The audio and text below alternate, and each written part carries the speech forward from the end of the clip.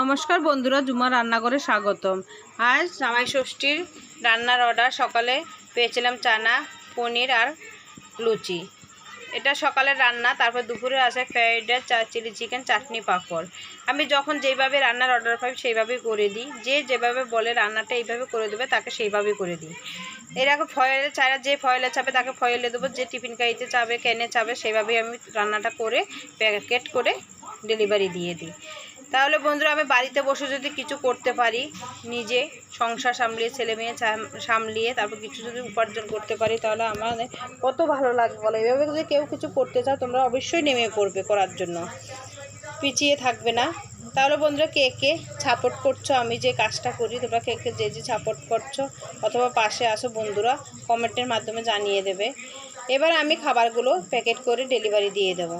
এবার খাবারগুলো আমি ব্যাগে ভরে ডেলিভারি দিয়ে দেবো। তোমরা